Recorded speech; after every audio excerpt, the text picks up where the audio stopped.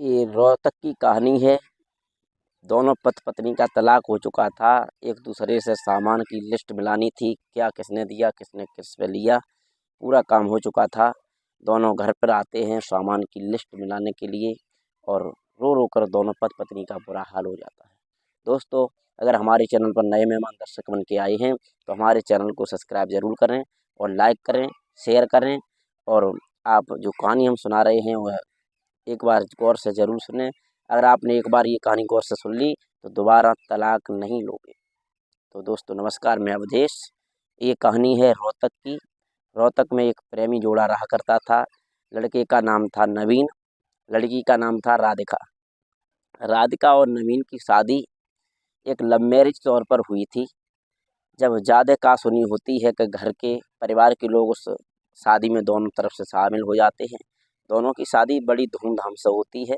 शादी होने के बाद धीरे धीरे कुछ समय व्यतीत होता है तो राधिका के गर्भ से एक बालक जन्म लेता है जो देखने में बहुत सुंदर है। जो बालक जन्म लेता है देखने में बहुत सुंदर है, उस बच्चे का नाम ऋषभ रखा जाता है। धीरे धीरे समय व्यतीत होने लगा है घर में। एक दिन जो नवीन होता है वो घर से बाहर जाता है, तो जब शाम को लौट के आता है तो वो शराब पीने के बाद घर में आता है। इसी बात को लेकर जब घर में घुसा तो पत्नी ने पति नवीन को देखा है तो क्रोध में आकर के कुछ अपशब्द कह डाले और नवीन ने इसी अपशब्दों को सुन कर के अपनी पत्नी से कहासुनी भी कर दी। और जब कहासुनी ज़्यादा हो जाती है तो पत्नी राधिका अपने मायके चली जाती है। जब मायके चली जाती है जो नवीन होता है घर में अकेला रह जाता है। शादी को धीरे धीरे 10 साल व्यतीत हो चुके थे। तामे 4 साल तो इसी झगड़े में ही उलझ के निकल गए थे।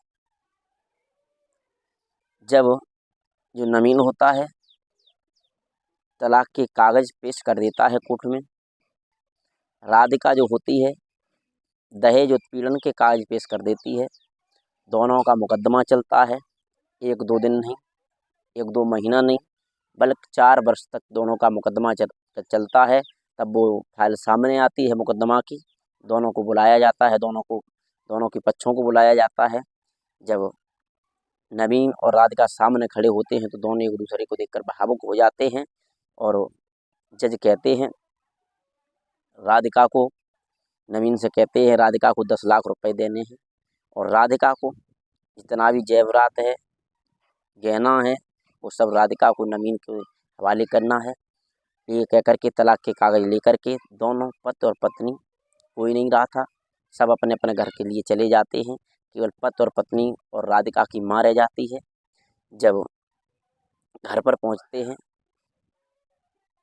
तो नवीन जब जैसे अपने घर में प्रवेश करता है, राधिका और राधिका की माँ साथ में है, तो नवीन एक बात कहता है, जो लेना है वो ले लो।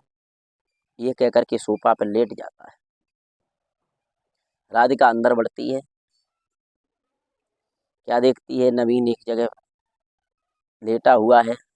राधिका कहती है अब तो ठीक रहा, तलाक हो गया, अब तो आज तुम्हें सुकून की नींद आ जाएगी। आज को सुकून का चैन है आज आपके दिल में।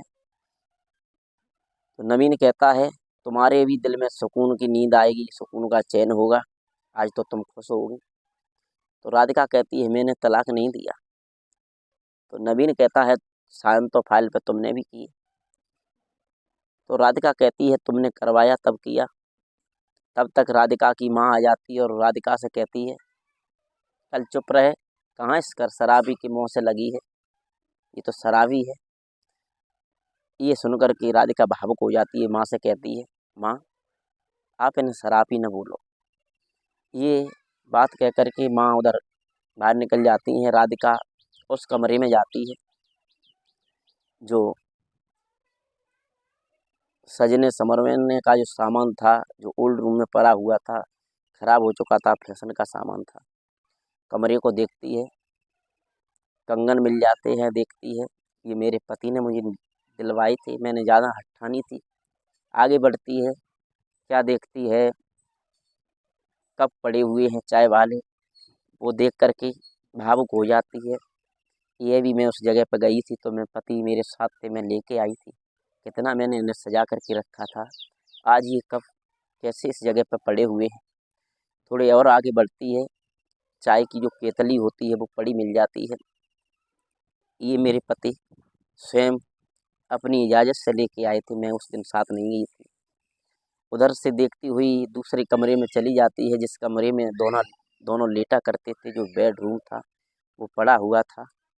बेड को देखती है तो बेड को देख करके दिल में वो पुरानी बात आ जाती है।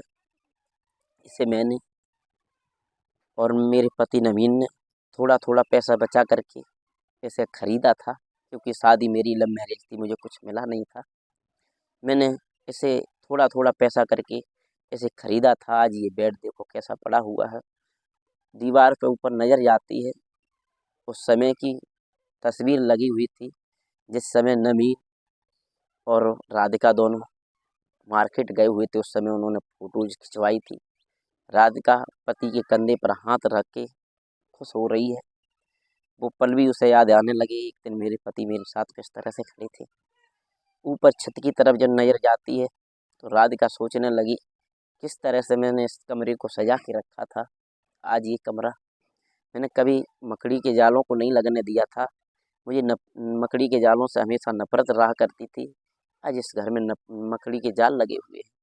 ये देख करके भावुक हो जाती है। उस तरफ जाती है जिस तरफ नवीन सोफे पर लेटा हुआ है, वो भी रो रहा है। राधिका पहुंचती है, नवीन से कहती है, अब क्यों रो रहे हो, जो होना था वो हो गया। तो नवीन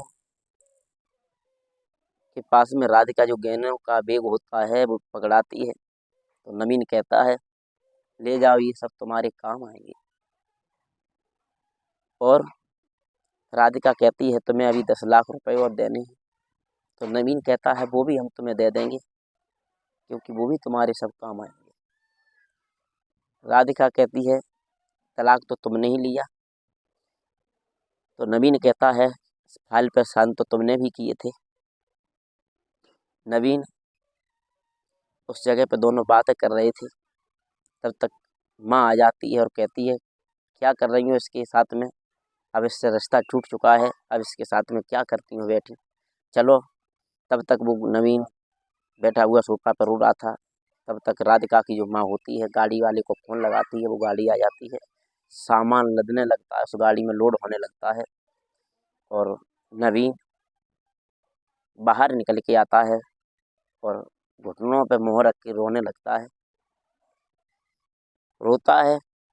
राधिका और राधिका की माँ दोनों खड़े खड़े देख रहे।